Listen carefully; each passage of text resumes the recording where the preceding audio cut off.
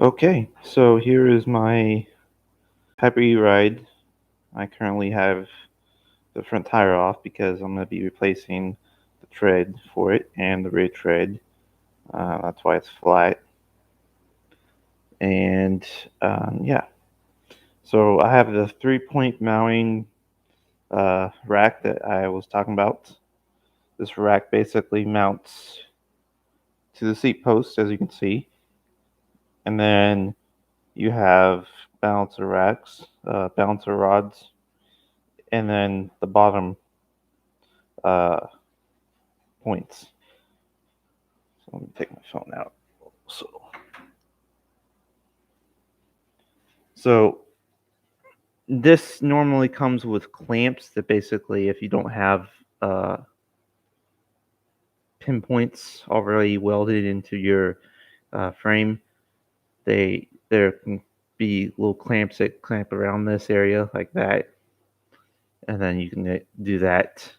But I just basically bolted it to the frame because it already has the four bolts already on the bike, and yeah, and it says it's supposed to support 310 pounds from the website or from Amazon's ability.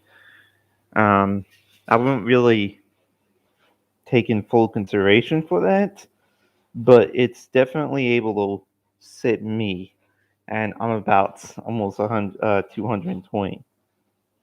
Wait, no, I'm not 220. I'm about 200 pounds. So, and it holds my weight, but you do have to tighten everything quite well. So, make sure you tighten your bolts pretty decently. I didn't look at the instructions to put this together. Like everybody else will probably be like, "Oh, where's the instructions? How to do this and that and this." Uh, I mostly build Legos and such forth, so some of the Lego stuff I would just put the entire thing together just by looking at the front picture and boom, that's my ability there. So I kind of knew everything was already such forth, where to put everything and all that jazz. The only thing I'm not a little excited about is that on the picture it says there's a third uh, point like this. Let me see if I can get this third point like this in the middle, but there's not. So that was a little interesting. And when you do put this all together, try to be aware that you have this little thing in the back that also is kind of like in there. So if you want to take this off, uh, take that off before you tighten all of your bolts. And my rack is a slightly off from the center, but other than that, it's pretty okay. I'm probably gonna loosen the bolts and re-put everything back into the middle. But I would say if you're gonna put this together, um, bolt it onto the seat post, and then bolt it as tight as you can so the seat post sticks out just like a normal seat post rack does, and then start working on the bolts for the side clamps. Start from the front and then do the back, and that way you can basically keep everything worked in alignment. And then once you're done with everything, tighten everything together. Make sure you don't over tighten everything because with the bike that I have here is that these are also gonna sort of twist inwards a bit, so you can't tighten these bolts too much because that will cause this to basically bend the straight piece rod. So just tighten them just enough that they're not wiggling the screws or anything like that. And then the same thing here. Make sure you just tighten these enough that they're not wiggling. Once everything is tightened, then you can give these a little bit more tight, and then you're good. And then I have a little water bottle piece right here. This is a little cheap bell.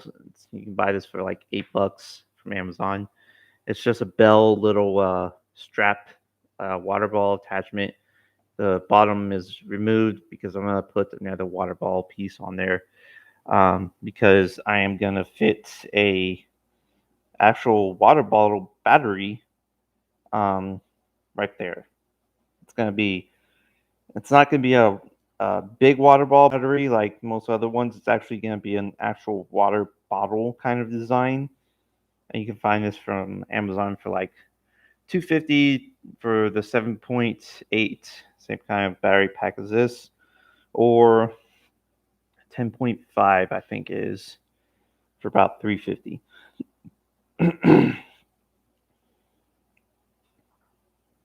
So yeah, a bit expensive, but for the water ball design, it's not as big as the other batteries, and it's basically just like I said, it's just a water bottle, but it's the battery pack, and it comes out with the bottom where the water bottle will sit would be the discharge port. It's pretty cool.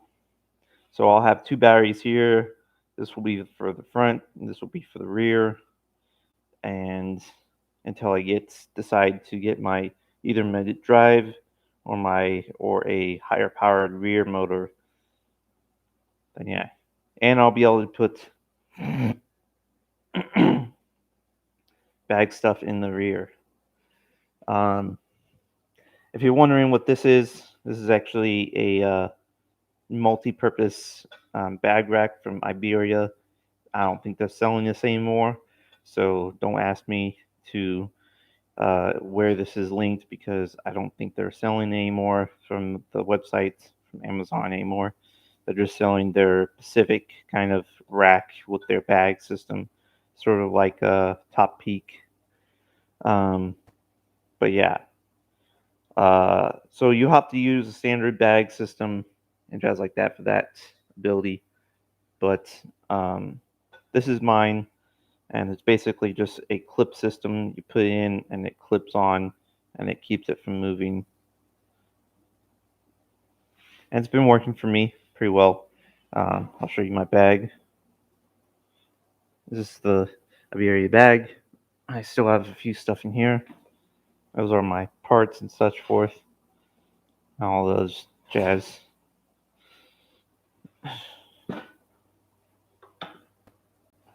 Get this in here without falling off my bike. So that's how it'll look on my bike. So it's quite cool.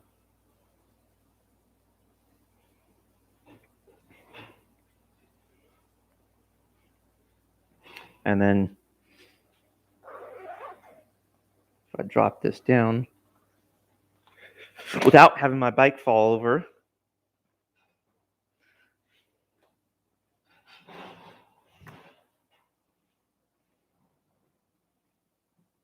ay, ay, ay.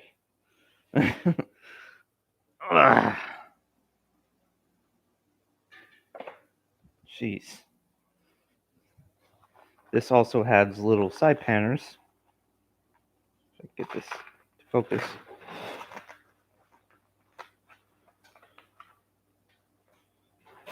That also have these little hooks right here. And I can just put that, I believe, I can just put that hook right there. I don't know. Maybe that hooking point won't work.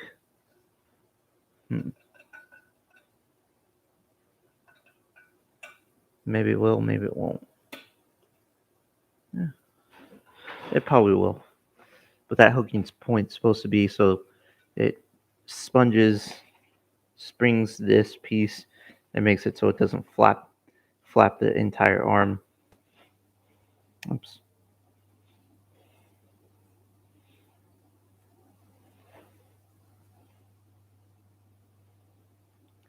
But yeah, that's why there's these rails on the side of the bike.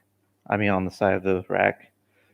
That way, if you have bag panners on this kind of bags like this that have flop panners, then basically it keeps it from. I have to put this down again so you can look at the bottom of the bike.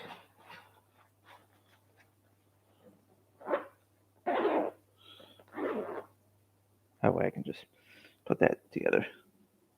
And there we go, back to normal. And then people were wondering about, does it have disc brakes? Yes, it does. And I currently have my disc brake put together. You can see there is the coupler and the rotor brake. It's actually slightly aligned. I don't have the actual cable engaged, but it's there. So you have the rotor piece. You have to use the pins that are actually in the motor itself. Just take off the plastic bits and then put your rotor piece on, and you're pretty much golden. You cannot use the screws that come with the rotor or anything like that because they're too long. And I noticed when I was putting mine on that it was having some trouble with allowing the wheel to reverse or such forth. Um, so you can't use those screws. You have to use the shorter screws, but either way, they work. And so you have your disc rotor. And then this is a 160 mil uh, coupler and rotor kit. And this uses, for everybody's wondering, this uses 44 millimeter rotor pins. It doesn't use the 48 millimeter rotor pins. So um, that helps out for a lot of other people wondering if it uses 44 or 48. So yeah, 44 and 160 millimeter rotor coupler and rotor. I'm not sure how much rotor spec you can get on the wheel. This is only 160, and there's still a bit of play. I would say maybe 180 would work, but I don't think it will support 210 or anything higher than that. So maybe you might be able to get 180, but I think the golden tooth area for the brakes for this will be 180 to 160. So yeah, but it does support disc brakes, as you can see, and it works. So everything actually goes and it gauges. You can put your hydraulics if you want, or a couple of brakes. But like I said, it also has V brakes right here. So you have dual braking system for the back and V brakes for the front. Or like I said, if you get your if you change out the fork with a new fork and get a new wheel, you'll be able to support disc brakes in the front also. Or if you do it like me, where I'm going to get the Solo Air, that's 100, 220, 250 bucks. It has dual braking ability. So it has disc brake and V brake attachments.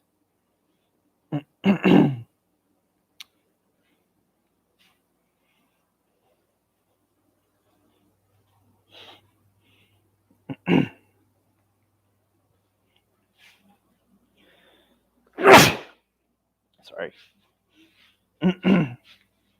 So right now my cables from the speed control are all out. This is a brain power speed control. Let me see if I can show this. It's probably going to be upside down for everybody, but it's a brain power motor controller Voltage is DC 3648 volt, power 250 watt. Low voltage is DC 30 to 42. Current limiting is 13 amps. Degree of break low. Angle is 120/60. And motor, it, mine's a little scratched up. Can't really see that, but yeah. So it's a small speed control for a 250, and that's kind of what I wanted because this is a 250 motor, and it's a 36 volts battery pack. But as I was telling people about the cranks, you will probably want to upgrade these cranks to, your standard cranks for the ability to use your chain guide. So that's why I was suggesting that people get the chain guide, and when they do, they have to upgrade for their cranks. Um, you can find bottom bracket cranks that are like these, except they're not hollow, they're square taper. So you just have to remove the cranks themselves. Just just these. You can keep your pedals and everything, but just remove your old cranks from the bike. The chain ring will be one entire piece with the old cranks. Just remove that. Put in your new cranks. Well, after you put the chain guide on like this, basically you want the chain guide up and down with the entire frame of the bike, and then that's by removing the bottom bracket. It's a cartridge style bottom bracket. Put that back in. Put the other side back on, but don't put the spacer in there. Just basically tighten the other side until the entire bottom bracket square taper piece doesn't wiggle. Then put your new square taper crank arms back on both sides, um, and then put your chain ring on the inner plate, not the outer plate. As you can see here, this is the outer plate area. There's another side that's the inner plate. Put your chain ring on the inner plate side, and then put your bolts through that, just like this. Where I have my bolts on, as you can see.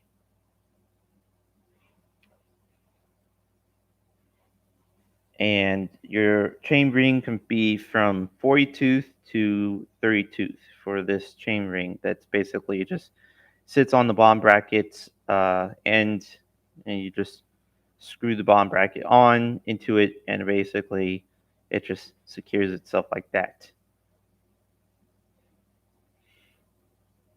And then you put your chain ring on, and then boom, and then adjust the length of how tall this is and whatnot. I got mine like a hair fiber of closeness to the point of where the chain goes through here. So right here, you don't need to bother how close this part needs to be. It's just right here. That way, when the chain goes through this, it goes through, and then it sits basically over the teeth of the chain ring, and that allows the chain to go straight through and have no hops on the entire system. And then you can put your old pedals back on, and boom. And that's it. Just two upgrades, and this bike becomes pretty awesome. I mean, even for stock, that entire upgrade will be way better to do than having no upgrade. Because with the crap derailleur it comes with, and you really can't change from the 20 derailleur system, um, because this is only a 6-speed freewheel. You might change to a 7-speed, but I don't know about that. But you'll be limited to still a 6 or 7 speed derailleur set. I mean, there are some tourings that are like 20X TX that can support the Mega Drive range, but they're going to still be around 6, 7, or 8 kind of speed system. And they're still going to be floppy as heck. So having the chain guide there is going to help that from preventing your chain from flopping off the front derailleur piece. But like I said, for this is a single speed chain ring. This is not meant for a multi-speed rear. So don't get the same as I do, please, unless you're going with a friction shifter system and you're going with the same derailleur system, or I mean another derailleur system that's either better or such forth. Because if you go with the standard index shifting, this is not going to be supported for it, and you're going to have problems with rear shifting capabilities because this basically sits on the chain like super tight. So when it shifts quite fast, it's not going to shift correctly. But with the friction shifter system that I have, it shifts slower and it doesn't jump off or have any problems.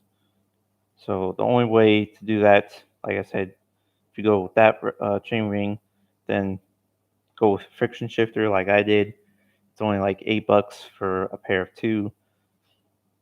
But yeah, and but if you want to go with multi-speed front chain ring, then there's ones that are like race face or similar kind of spec that are narrow and wide, or you could probably find a Shimano Hyperglide capable chain ring with similar kind of spec or something like that. But yeah, so I would say if you do get the entire chain crank arms replaced, like I said, get the ones that have the replaceable chain ring. So basically, they come with just the arms like this. There's no chain ring included. Well, some might have included, but you really don't want to use that. But they're basically bolted like, so you can just debolt the other chain pieces, like I showed for other people. That you can buy the Shimano hybrid crank arms. There are square taper, sort of similar to this, except they come with three, um, excuse me, 3 chain rings. You can take all those off, put a small chain ring system on, or use the middle chain ring if you want to prefer that, and then do like that. But yeah, mainly you're just going to use one because there's no capability to use a 3-speed system on this, sadly. I would have liked 3-speed because you would have more gears for a smaller rear system compared to a lot of modern bikes that have only a single in the front and like almost 14 in the back. um, but yeah, something I did want to also mention, that's what brings in topic of the ability for the bike itself, is the mid drive and the rear drive system. So I actually been complicating into what kind of drive system I actually want to get and which would be the best. So there's pros and cons to both of the systems. Oof. So there's pros and cons to both of the systems of the bike itself. I'm on the floor now, so you might see my foot. Woo! Hello. Um, the mid drive is much more torque power and everything like that because you can switch gears because it runs its entire power through the chain itself to the rear drive. Now that's cool and all, but there's a big problem with that that most people don't really tell you is that because it has much more power through the entire chain. The chain is actually likely more to break with the entire system. So this comes to a problem. And here's another problem is that if you go with a cassette after replacing the wheel, which I know a lot of people will do instead of a free wheel or such forth, or even if you go with over 9 speeds of system, um, you also come into the conclusion of using a thinner chain. So with 5 to 8 speed chain, uh, or speed system bikes, they use a 332 size chain. But if you go up to a 9 speed and above, they actually use even a narrower and a thinner chain. They use like a 162 uh, kind of design chain. So it's even smaller and thinner. So for then that entire chain, you're having even weaker strength and durability for that chain ability for a 9 speed and above. And so if you get mid drive and you get with that stuff, then you're going with even a weaker chain that's going to likely even break even more because of the 4 to 10 times more power outputs that the mid drive is going to perform because it's going to grab and push through that entire power performance.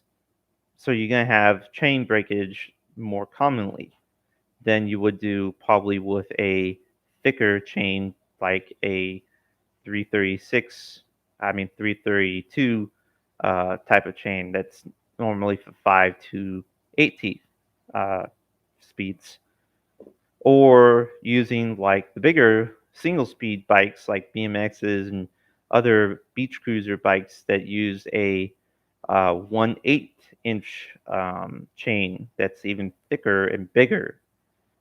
Um, that would likely not break as much as a thinner chain would. But if you go with a bigger chain on a more narrower speed system, then you run into the shifting problem issue.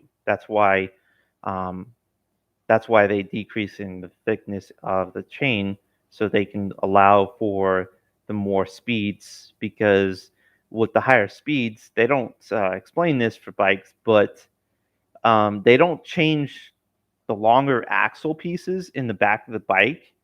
So the back of the bike here is going to be like uh, 135 millimeter axle. That can be from a huge range from even a freewheel to up to 8 to 7 speed freewheel, or a cassette up to like 13 speed. Because um, the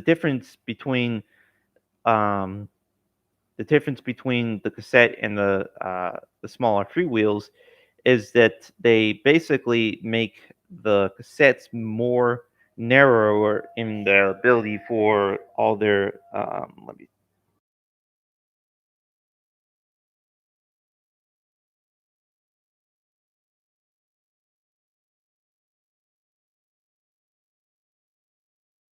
sorry about that.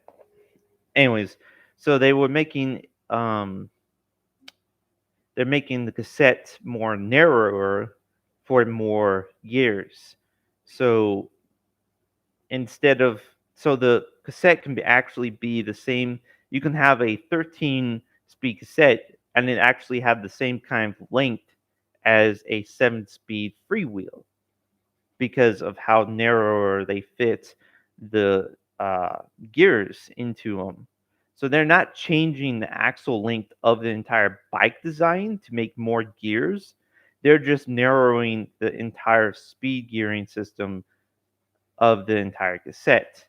So they're just trying to cram more gears in the same kind of length for the rear drive system.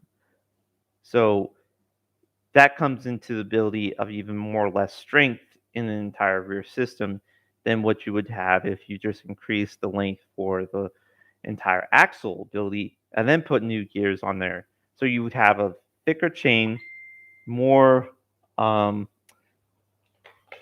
I mean everything bothering me now.